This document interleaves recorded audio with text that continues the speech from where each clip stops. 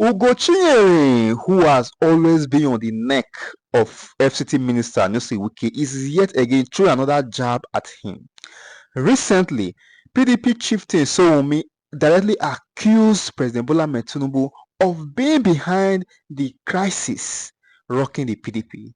Once again, Ugochinyere is directly accusing Wike of intentionally destabilizing the PDP. Ugochinyere says all the move by Wike is just to see that PDP have no shape nor a strong house to enable them to restore power with the ruling of Progressive Congress. I'm reading now that you are not backing down. You are hoping to push ahead to represent that matter. But it doesn't look that you can represent that bill in this present or the ongoing constitutional amendment process. Can you? I say that after exhausting all the legislative timeline, it will be represented. That is on the floor at the next legislative session. Because secondly, we also say that we have compiled that submission also, and by God's grace, tomorrow on Monday, we'll be submitting it to the Constitutional Amendment Committee. So that is why I say that hope is still alive, and that is a temporary setback, and that the struggle to have the 6 year single term rotation of power between North and South, and then the governorship seat, and our election in one day is still on. 33 of you, I understand, presented or sponsored that bill, but it doesn't look like it got a popular vote amongst your colleagues. Why did you think they shut it down at the second reading? Well, I think in parliamentary business, there must be yes and no. There's nothing extraordinary about it. And people have different views about some of these issues. It's not the first time the CCS single proposal is coming up. But like I said before, more consultation will be carried out. It will be represented to convince members to see more reason from our own angle. And we're also very hopeful that at the Constitutional Amendment Committee, it will say to some people said most of the issues that were joined together brought more pressure on the bill. Some people disagree with the 6 year single term. Some were not comfortable with rotation of power and so on and so forth. So most members of the view that issues should be separated and submitted as single issues. So I can tell you that it will still set through. But I mean, what do you think if you are to readjust or review or amend the bill for representation? What in your mind do you think is politically hindering the bill or giving fears, creating fears in the minds of some of your colleagues? Well, I think I do not want to get to the point of saying our members are progressive, they are passionate about change in the country and constitutional reforms. And I can tell you that the bill was not debated for most members to also see reasons why this proposal is timely. But at the same time, I can tell you that some people don't like the single-term presidency. Some want power to rotate between North and South. Some are not comfortable with the election in one day. It's something that is different. But like I said before, more consultation will be carried out to be able to bring everybody on board. It's not a problem. With what you have seen, right, there are those who think that you didn't play enough politics of lobbying your colleagues into acceding to your proposal. Are you rethinking your strategies now? The lobbying, but like I said, we're 34 of us already who are pushing the proposal, and we reached out. And like I said, we're still going to reach out. We'll notice some things that were not done right, and we're going to correct it. I mean, with the benefit of hindsight now, are you thinking of unbundling that bill because it has too many layers in it, has too many components? Are you thinking of unbundling it? I just said that to you now. We're going to unbundle. The small people felt it was heavy on them to deal with the issue of power rotation between North and South, to deal with the issue of all elections in one day, to deal with the issue of 6 year single term. Some people want to even run for governorship in their state, and they feel rotating the governorship seat in my hand. So there's a lot of issues that brought a lot of pressure on the bill. And because of that, we're going to unbundle, like you just asked, and then take a single and it will sell. Honorable, what in your mind do you think is a significance of that bill? How important do you think it could bring a change to Nigeria? Well, like I said before, advancing and deepening our constitutional democracy and governance is key to bringing stability, all inclusion, politics, and justice. First of all, if you have all election in one day, it will bring a large turnout of voters. It's going to reduce the cost of conducting elections, and it's going to clean up the accreditation process. For instance, if the same accreditation you use in announcing the State House of Assembly on the day of all election in one day is the same accreditation for the presidential and governorship. So in the evening, the accreditation figures cannot change because it has already been used to announce the House of Assembly and other elections, and it's going to reduce costs. And if we rotate power between North and South and also rotate power among the senatorial zone, it will help to bring so much inclusion, and it's going to de-escalate tension and bring stability. And when you go for 6 years single term, a leader that have 6 years uninterrupted timeline can be able to embark on sustainable development program that can enhance the welfare of their people. Instead of so much energy we are not spending in re-election. Short, what leaders have now to perform is just 2 years, because 2 years into your tenure now, everybody is warming up to say, I'm going to challenge you and not to challenge you. And government decision is not guided by the quest to win a second term. And I think having a 6 year single term will give a long term for sustainable development to be in place. So the most important thing here is the issue of inclusion, justice, equity, and transitional stability. Let's go past it. This is almost going to 100 years of existence, and we're still battling on issues of transition stability, credible elections, inclusive election, and so on and so forth. We should be talking about advanced development issues. That's why let's resolve these issues, and then we can be able to jumpstart other issues that will help in making the Nigerian state move forward. Let's move quickly to other issues that I know that are of significance and perhaps issues that you can also relate with. One of it is the arrest of Simon Ekpa. Let me get your view on that process that is going on in Finland, and one man that his thoughts and his interventions and cyberspace activity is said to have allegedly caused a lot of tension in the Southeast region, which you represent in the National Assembly. How do you view that arrest, the arrest of Simon Ekpa? On the issue, we're trying to get all the details we need from Finland. So as a matter of fact, we're on Zoom meeting with some of our lawyers to get all the needed details and the offenses and so on and so forth. And as a matter of fact, I'll be speaking on Sunday right from here, and these are the issues I will talk about. So because of that, I will not want to preempt what will be the decision of the opposition coalition pertaining to that. They will give me that mandate, and I'll be speaking on Sunday on that. I mean, what is the position of some of you in this regard? Are you in support of some of the agitation that Simon Ekpa represents? And that's why I said that every comment on this issue will be made on Sunday, so that I will be in line with the decision of the members of the coalition. There are understanding now that the federal government of Nigeria has attributed the arrest of Simon Ekpa, the self-acclaimed prime minister of the Biafra Republic government in exile, to sustain diplomatic pressure on Finland by Nigeria. Do you reckon that some of the unrest that we see, seeing in the Southeast has been fueled by Simon Ekpa? You're very smart. You always have a way of trying to go back to the same issue that I have also told you, that my statement will be guided by the general decision of the coalition, which is meeting tonight, and I'll be speaking live on Sunday. So anything I say now, one word or the other, preempt what I'll be saying on Sunday. So without prejudice to what you and your colleagues might be talking about on Sunday. But the extradition matter, as a lawyer and a lawmaker, would you say that it would be fair to bring him here to Nigeria to answer to some of these allegations? These are things you should wait on Sunday when I speak, so that they can get all the full details. Any comment I make on it to be preempting a decision that have not been made. All right. Let me not get you out of what you don't want to say until Sunday. But let me get you to Rivers State. I know that a lot of the times you have given your intervention on what has happened in Rivers State.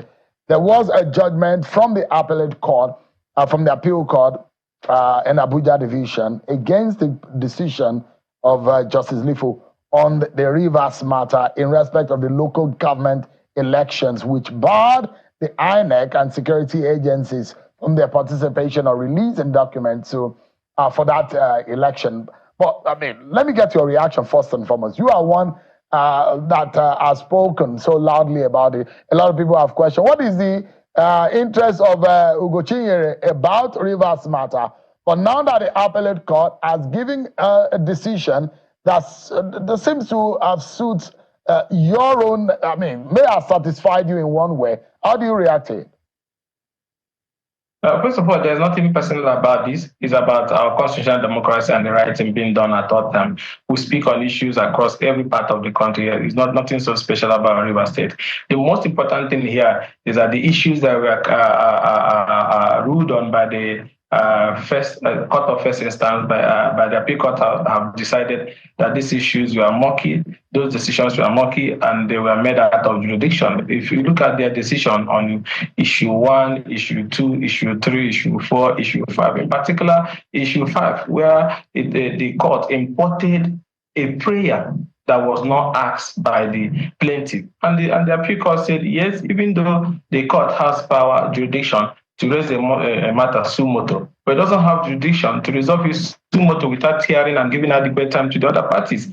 They struck down Section 60 of the Rivers State Independent Electoral Reset Law on the issue of the fact that no court can stop the conduct of an election. That was not one of the prayers by the plaintiff, but the court of first instance was so generous, like Father Christmas, to even import that and then took a decision. And because if you look at the case of Ativie, the case of APC versus Udom 2023 decided by the Supreme Court, that you cannot do that. And again, talks about the issue of jurisdiction, that the issues they were asking for are issues that the Federal High Court have no jurisdiction. And also the Supreme Court have decided that over time, Ejia versus Imo State Governor, Osun State Independent Electoral Commission versus Timothy and so on and so forth, that even though that there's federal agencies involved, that does not automatically confer jurisdiction on the Federal High Court. That what is the subject matter? Conduct of a local government election that is under the jurisdiction of the Rivers State Independent Electoral Commission and supposed to be handled by the State High Court. That why did you not dabble into? So based on that, they said the case in its entirety lacked merit and decided to dismiss it. So the most important thing that it doesn't even call for like celebration, because to me, doing the right thing most times, I don't say it calls for celebration, because ordinarily the Federal High Court should have known that what they were doing was wrong. So yes, this is victory for democracy, it's victory for constitutional governance, but for this fact to have been restated, it has already been restated by the Supreme Court over and over again. So why do somebody have to keep doing that? Just maybe you do it and then hope that it can be upheld by the appeal court or the Supreme Court. So to me, it's a good decision. It has helped to also deepen our constitutional democracy. But at the same time, we must not continue to keep going back to the court to keep seeking interpretation on issues that Supreme Court over and over have also decided. Well, Honorable, Justice Lifu, in his judgment at the trial court, established that there are processes in an election, one of which includes the fact that there is supposed to be election in itself is not an end, a means to an end, is a process, a gamut of activities leading to the voting day. The court established in that judgment and the High Court that, look, you should have published. There are days specified by law for you to have published the names of voters. There are other issues relating to the revision of voter register, which was not done by RCEC. And these are established principles about our elections, which RCEC has failed to establish. Well, they went and imported all the provisions of the Electoral Act, and they were talking about that Section 9 and so on and so forth. But the appeal court said that not everything that is in the Electoral Act, if you go by the division of elections under Section 152 of that Act, that is covered, that the local government election is not among those elections, that those sections and processes they are talking about. So we have to revert to the sections in the Rivers State Independent Electoral Commission Act, which made provisions for publication. So the method of publication and advertising for the elections and the candidate and the nomination under the RISEC law is different from the provisions under the Electoral Act they were talking about. And also, more importantly, that voter registration did not stop 30 days to the conduct of that election. And then when you talk about it did not stop, they didn't produce any evidence to show there was even an ongoing voter registration exercise by INEC. So the most important thing is that these people, when they went to this court, wasn't after deepening our constitutional governance. It was not about stop Governor Fubara from conducting the local government election. If you remember, one of the conditions during the presidential initiative that Tinubu initiated was that they feared that the governor would not do election, that they wanted the election. And they made the governor to sign that there will be election. So at the moment we are nearing election, they extended the tenure of the local government chairman whose tenure have expired, that they should remain in office forever. And then they said, no, that let there be an election. And then when we now got to the election, they now went to court and then got an order again and said there should be no election. So you can, even when after the election, when the people were about to be sworn in again, they went again, started burning down the local government election that they should not be sworn in. So the whole issue, I have to be honest with you because I don't know how to waste time over an issue, is the fact that the Pro-Wike group does not want a local government election that will come from the governor Fubara-led leadership. That was what it's all about. That's what led us to, okay, if we go by the interpretation in what they were seeking at the Federal High Court, there will be no local government election again in Nigeria because people will not say, for you to have local government election, INEC must continue to do continuous voter registration process, there must be this one. So, all these things were just like... But Honorable, are you not concerned that the exercise or the process is already skewed when the umpire failed to comply with his own rules and the guidelines and the laws that guide the operation of such a commission?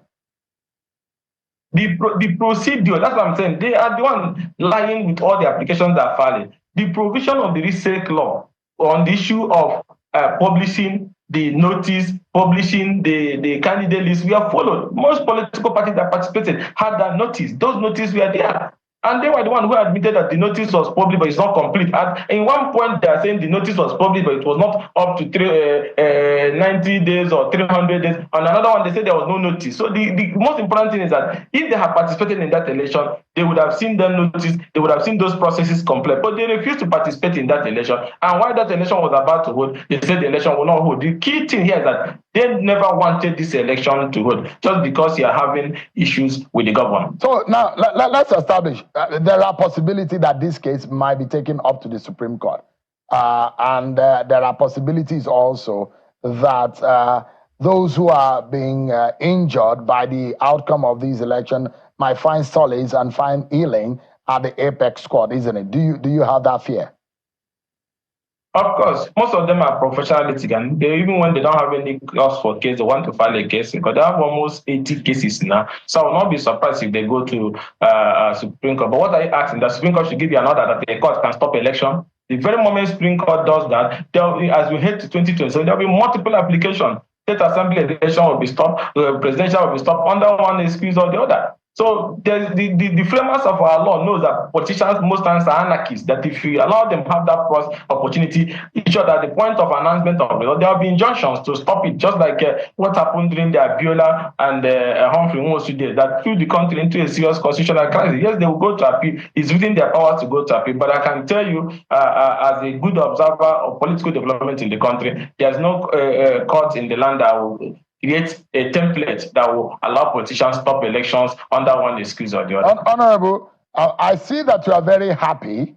It does look like Fubara has won, APP has won, Wike has lost, APC has lost, and it does look like PDP lost in this case. Well, somehow PDP, one leg of the PDP has lost. That does appear to look like the situation right now in Rivers State, isn't it? I don't want you to make it a personal issue of APP have won, Fubara won. No, I think the Constitution won. The democratic principle have been re-established, and it's not yet victory because those anti-democratic forces are still knocking around the corner. Is it that one moment they want election not to hold at all, or they want allocation of a state to be seized, to throw the state into a state of economic crisis, or they want those who are no longer lawmakers who have decamped, and I saw them on your TV station the day they were decamping, to be reinstated so that they can make an attempt to illegally attempt to impeach a governor. So it's not yet Uhuru, because there are people whose heart does not like stability, they like confusion. So it's not yet over. I mean, Honorable, the reason why I asked that question is that you particularly, always, you have not made it a secret, and you have always looked like you have a ground to grind with Nyesom Wike, the Minister of the FCT. And it does look like, as far as you're concerned, you think that is a problem of the PDP and Rivers State. with what has happened. And those of you, there are those who think that there are those on the other side who have their way with the courtroom, but it does look at the appeal court judgment had ruled in a way that has dismissed or messed up that particular narrative, that no one has the power of our courts. Well, that is what we're hoping and praying for. And there's nothing personal about it, because I don't have the same line of business with him, and I don't have the same kind of ambition with him. So I don't have any issue that warrants me to have any personal issue. He's the one that, of course, he was on your station the other time. He was live on your station. I saw where he called me a crab, a shaker or something. I saw the other day he said he doesn't know me. I saw the other day he said he knows me. So each time he says he has one thing or the other to say, but I cannot go down to that level to start saying all those things, because my father raised me very well on these issues. But let's remain on the issues. The most important thing is that the way PDP is going, which you can attest to, and the role he's playing in staying in APC, doing APC work, and insisting on ensuring that the leadership of the party must remain, even though they have no legal status to remain in office, all points to the fact that he just wants to destroy PDP. It's not like it's the problem of PDP. The people I blame is some of the governors of PDP and some of PDP leaders who have not been able to be man enough to stand up to stop this child. It's kindergarten politics. It's children's play, to stop it, because I don't understand why you have a national chairman of a party and a national secretary of a party who seems to be in bed with the ruling government, and people seems to be comfortable with that and are filing cases in court to keep themselves in office. And then the man you mentioned is them and his G5 people will tell you that they're working for APC, while at the same time still struggling for control of PDP with us. Do you think that is decent? Is that how democracy was built in Nigeria? If Azikiwe them and Awolowo them were alive, we saw people who are running around like clowns now be running in midst of conversation if Awolowo them were alive. So this standard is low. I don't know where they're learning from. As a student of history, it's disgusting. It makes me feel like I want to throw. Because what are we struggling over in PDP? What are we fighting over in PDP? That the almighty PDP that once had 32 states have been reduced to something that that people are playing with and struggling. I'm in another party, I'm working for another party, but I'm telling you that this party, I must control it. And leaders of the party are treating it with kids gloves. Some governors, because they have been offered one thing or the other, or maybe they have been told that if you follow them to sabotage PDP, you choose your successor, you win your re-election, and you cannot boldly stand up to say stop this nonsense, stop this madness, and let the right Nigerians, we are looking up to PDP. We're not to lose confidence in PDP. The mess is too much. Honorable, before I allow you go, I mean, Segun Showumi was here the other day, and I was surprised. He was blaming President Bola Tinubu for the problem of the PDP. And he was saying that he is a hand that is distorting and disrupting the People's Democratic Party. Well, a lot of people will wonder what has Tinubu has to do with what is happening in another person's house. But my final question to you right now will be, there is still problem with River State, because it does not look like the funds accrued to the River State will go to them because of the umpires over these local government issues. Are you worried about the coming days with Sim Fubara and his government over federal allocation? No, I'm not worried, because when I saw the thing you are referring to, the matter have been challenged, courts have had it, and judgment have been reserved. I have never seen where there will be a judgment that is being appealed and judgment is being awaited, and somebody wants to enforce it. I don't think federal government will want to take that part. That can only happen in Nkurunziza's Burundi. So I don't think federal government will do that, because the matter have been appealed and judgment have been reserved. So why are you rushing to want to seize allocation? And most importantly, allocation is like a symbol of federation. It is different from budget. Budget comes after you have received the allocation, it drops in your state, the state assembly starts budgeting. But when you want to go and seize the allocation, it's like you're seizing the symbol of constitutional democracy and federation. That thing is statutory revenue of that. Okay, what happens to if there's irrevocable payment or that tied to that money that has to do with bank or foreign lending institution? What happens to other obligations? What happens to statutory transfers of the state? What will happen to the judiciary? What will happen to teacher salary? So the Wike group will be so proud to go to Abuja, seize the allocation of that state, and there will be no salary, there will be no payment, there will be no obligation. I don't think federal government will, because if federal government goes towards that part, they'll be pitching themselves with the people of River who are part of the federating unit. I don't think any government will do that. We will need to wait for the matter to be decided or to Supreme Court before we can now start having this conversation. Honorable Ugochinyere, thank you so much indeed for your time tonight. I appreciate it. Yes, however, on several occasions claimed that he, Nyesom, is working tirelessly to see that APC is stabilized against the PDP. A few days ago, Edabode George openly declared and called out Wike and Atiku, urging them to desist from every activities that is destabilizing the PDP. Bode George also seized the opportunity to ask Atiku not to bother coming out to contest in 2027 general election, says that he will be too old for the job by then. He also called out Wike and other PDP actors who are doing everything within their capacity to destabilize the PDP.